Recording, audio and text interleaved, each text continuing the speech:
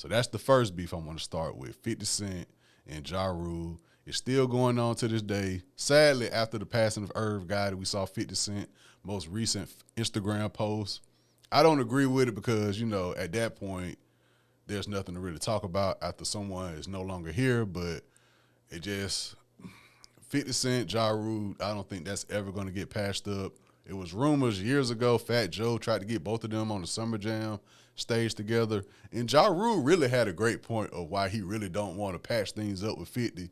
Ja Rule said the difference between a lot of different beefs, when people patch it up, at one point they were probably friends. At one point they probably rode together. 50 Cent, Floyd Mayweather, they was cool before they started beefing. Ja Rule was like, me and 50 was never cool. So there's nothing to really patch up. We just never got along. He said, yeah, it would have been a cool moment for that time, us on the same stage, but he was like, there's nothing to really reconcile. We just never liked each other.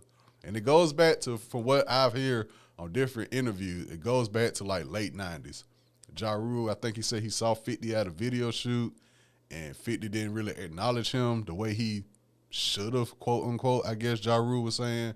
And then 50 Cent goes to say, in like 99, somebody he rode with robbed Ja Rule out of a necklace or something like that. So y'all know how that goes. Go from, it really wasn't even music. It was just straight up street shit at the time. Then it transpired into the music. Like I say, me being a kid, watching MTV, BET, seeing Wanksta video, not really knowing at the time as a kid what was going on, because as a kid, I was a Ja Rule fan. I mean, he had the songs the women liked, the videos was what you wanted when you grow up, be 18, 21. You like, damn, I wish I could go to like a house party like Murder Inc. videos be. So I was a Ja Rule guy, but of course I didn't know no backstory or nothing like that. And 50 Cent just took off. Of course, like I say, signed the Dr. Dre, Aftermath, Shady, In the Club, Get Rich or Die Trying album, all that good stuff. But the beef with Ja Rule remained the same. They got in a fight at an Atlanta nightclub, and the story I hear almost in every interview from a Murder Inc. person or a G-Unit person that night at the studio when they got to fighting. I remember definitely seeing this story on the Beef DVDs when Ja Rule and 50 Cent, when they were talking about their beef. I remember hearing about this studio fight. There was like, they came with kitchen knives and whoop-de-whoop, and they came in the studio, turned all the lights off, and it was just really every man for himself. They say 50 had got like stabbed, but not 50, I think 50 or Tony Yayo. And I remember one of them showing it on camera, like, on their knuckles, like, just a little boo-boo, that's it. They ain't really do no damage or whatnot. So I remember definitely seeing that on the Beef DVDs. 50 Cent, different interviews on Rap City, where he shouted out Ashanti, all that. Like, I remember, like, being a kid, not really understanding that Biggie and Pac happened years ago. Like, I wasn't in that mindset. I was just like, I like Ja Rule music, but I'm hearing about 50 Cent. He don't like Ja Rule, and 50 Cent got In the Club and this Get Rich or Die Trying album that's going crazy. He got Back Down on there, but Ja Rule came back with Clapback. But I believe on that G-Unit album, because I had that G-Unit album, Bed for Mercy, that I smell pussy. Is that you, Ja? I smell. So 50, and as we know now in history, 50 dissed Ja for being on the singing songs and catering to the women, just so 50 Cent can start doing 21 Questions, Candy Shop, doing the same type of songs Ja Rule was doing. So that's why looking back at that beef, I'm like, okay, I get it. Y'all was never cool. Y'all didn't get along. But I was like, for what 50 Cent was saying about Ja Rule, music-wise, 50 Cent started doing the same exact thing. And Ja Rule, sadly, because I feel like Ja Rule could have stayed a little bit longer with the music he made, especially catering to the women. But after that, it just slowed down for Ja Rule. But he's still doing shows, though. Don't get it twisted. Ja Rule, them songs with Ashanti, all them Murder Inc. songs, Ja Rule can go on stage and give you a good set. You know what I'm saying? Just at the time, I mean, you got Dr. Dre behind, 50, Eminem, Snoop, got that whole brigade on that side. And at the time, Murder Inc. was getting sued. They had to change their name from Murder Inc. to The Inc. It was just a whole collapse of 50 Cent popularity, legal issues, street shit, music sales. It's just all that played a part in it, in my opinion. But I mean, 50 Cent, he knew what he was doing with Ja. He knew what he was doing with Ja. Of course, Ja came back with Fat Joe and Jadakiss, did New York, New York.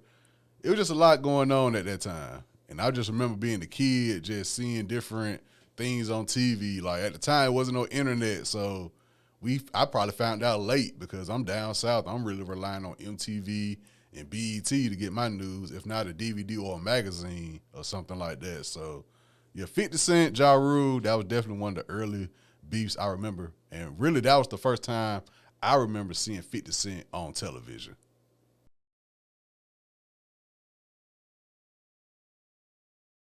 Now, the next beef I want to talk about with 50 is probably the most notorious 50 Cent beef, in my opinion, with the Game.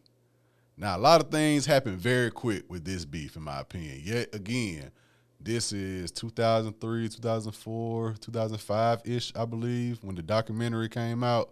So I'm like sixth grade at this time. I remember definitely hearing Hate It or Love It in the sixth grade, being in homeroom class. I definitely remember that.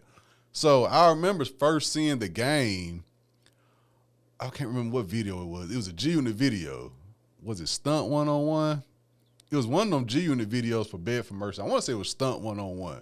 But at the end, it teased like a Lloyd Banks song, if I'm not mistaken. And it had like the G-Unit members. I think Yayo was locked up at the time. But I remember seeing this guy at the Game. And I just saw the Game. They showed his face. I was like, okay. Like I said, I'm from the South, so I wasn't up on West Coast music at the time. And if you look back at it now, it was a down period for the West. Even though we knew of Snoop Dogg, Ice Cube, Dr. Dre, Too Short, we knew the legends, the early legends, because it's still early. There was early legends, but they didn't have nobody new on the scene at the time to where it reached down south at least. So the Game, hearing he was from the West Coast, he with 50 Cent, so I'm like, okay, cool. But, of course, it made sense later when I heard, okay, Dr. Dre, he linked with Dr. Dre, and I guess Dr. Dre was like, to get him popping, let's put him with 50, who the biggest artist in the world right now, and that'll just jumpstart his career, which they did. It said he came in the midst of G-Unit during the Bed for Mercy production, so it makes sense to why he was in that video. So, let's go to the documentary. Like I said, this happened probably within a year, 2-year time span with the Game, 50 Cent, and G-Unit. So the documentary album happens. You got Hate It or Love It, that's going crazy, where I'm at. And what was the other one? Hate It or Love It, the underdogs on top. And I'm gonna shine, homie, until my heart's stuck. Go ahead and envy me. I'm Rap's MVP. What that was Hate It or Love It. What was the other one, man? This is how we do. That jump bang. That this is how we do. That beat, that shit bang. So I was like, okay, he's being presented to me at least as a sixth grader in Alabama. He's presenting as me as, okay, this 50 Cent next guy. You know, so I know of Lloyd Banks, Young Buck, of course. Like I said, I think Yayo was locked up. But I'm like, okay, clearly 50 Cent see something in this guy because he got 2 straight videos and 2 straight songs with him. You know what I'm saying? So as I was doing research on this, and I heard this through different interviews and podcasts throughout the past years, the documentary time period was supposed to be for 50 Cent next album. And it's rumored that Hate It or Love It, This Is How We Do, numerous songs on the documentary was meant for 50, but he kind of passed it on like, okay, let's get Game popping. Let's push my album back. Let's get Game popping, and we'll go from there. Which they did, because Game, that documentary album, it served its purpose. And then it rumored that 50 Cent started feeling the way. That Game was getting all this notoriety, and 50 Cent was kind of put on the back burner, which I'm sure looking back at it now, well, who knows? Like I said, 50 Cent is petty. But in just terms of growing up, damn near 20 years later, he was doing the right thing, and he shouldn't have felt the way. He's like, bro, you G-Unit boss. You already got Get Rich or Die Trying. I know it's just one album, and you got Lloyd Banks still in the back. You got Young Buck still in the back. Who Young Buck had a great, with that Stomp remix, with that T.I. and Ludacris. Shout out to Young Buck for that Stomp song. But I understand 50 probably be like, damn, I only got one album. But at the time, he wasn't thinking bigger picture, like I'm sure he is nowadays with all his different ventures. So it said 50 Cent felt the way. And then fast forward to the Hot 97. Shots at Hot 97. It was said that 50 Cent, I thought it was on YouTube. I think they took the video down. 50 Cent was live on Hot 97 in New York with Funk Flex, and he was just talking shit about the game. I guess he was, I think, like I said, once again, going back to those beef DVDs, watching the beef DVDs, Game was like, he had people in his ear saying something that they thought they heard on my side and going back to tell 50, and 50 started feeling the way. He like, 50 never really came to me as a man to say to ask me what I said. He was like, some guy in his camp was being a mole and putting shit in his ear. So 50 Cent went on live radio and started talking about the game, dissing the game. And I guess the game was in New York at the time, and they heard it live. There was live radio, and they pulled up the Hot 97. Long story short, they said a shootout occurred. I think 2 people got shot, and it was known as Shots at Hot 97. I guess now they say this is the reason why they don't do live interviews anymore. From what I've been seeing on interviews and all that throughout the years. That's why you see so many interviews. I ain't gonna say the sole reason why you see interviews on YouTube, but it was like, these don't happen live anymore because of what happened with the game at 50 Cent.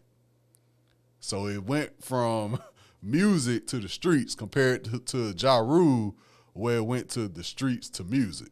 So it's like a reverse effect. 50 Cent go always stay in the midst with beef or drama. You know what I'm saying? These just 2 occasions that I talked about with the game and Ja Rule.